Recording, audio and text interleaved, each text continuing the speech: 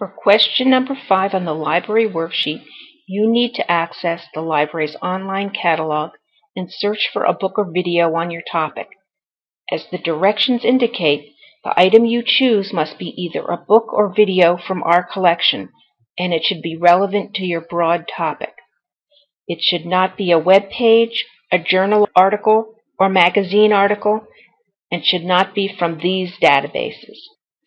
From the Comp 1503 LibGuide, access the Find Books and Videos tab, then link to the Alfred State College online catalog. This is the basic search screen. You can use this screen to search, but if you select the Advanced Search tab, you will be at a search interface that looks much like the ones you've been using before. The library's online catalog is, in effect, a database that represents what we have available here at the Hinkle Library and at our Wellsville branch library. As a database, you have the opportunity to search for words and phrases by combining them with the Boolean AND or the Boolean OR if needed. But just remember that compared to the hundreds of thousands of items listed in Academic Search Complete and in ProQuest, our holdings are much smaller. So, depending on your topic, you actually may be able to search under a single broad term and still find material that will be useful to you. Let's find something on our original search question. Will hydrofracking pollute our water supply? Let's type in the phrase hydrofracking and start the search by clicking on the Go button. Only 3 items came up. So instead of hydrofracking, let's go back one screen and change our search to hydraulic fracturing.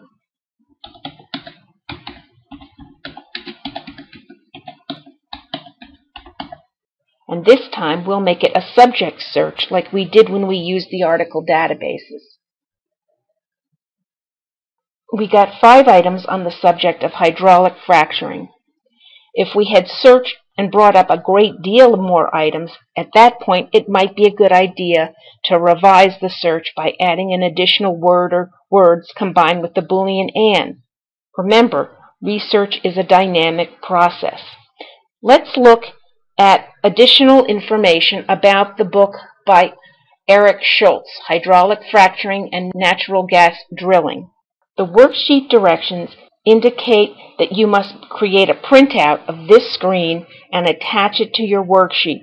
You may do this by using your browser's print function. This screen includes the basic information about the item, including the author or editor, if there is one, the full title of the item, and the publication information, called imprint in library lingo, which includes the place of publication, the publisher, and the date of publication.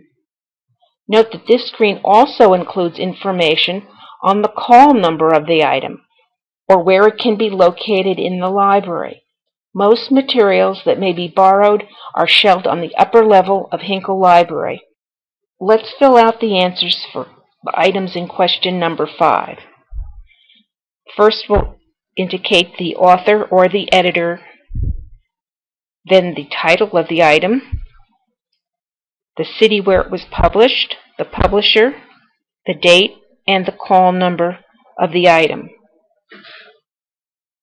The last part of question number 5 reminds you to make a printout of the screen from our online catalog for the item that you located.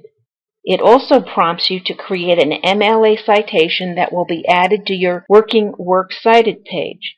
Note that unlike the other databases you just used, our online catalog does not automatically generate a citation. You have to do this yourself. Remember that this MLA example page is attached to your worksheet. You can refer to this guide in order to learn how to create an MLA citation for a book or for a video. Of course, you can also refer to your textbook, to the MLA handbook that's on reserve in the library, and to an excellent source, the Diana Hacker web page. Here is our finished Works Cited page. Notice that the citation for the book we used is included and that the method of access, in this case, is print. If we had used a video, the method of access would be DVD. Also note that the entries are double-spaced within and between each entry. They are alphabetical.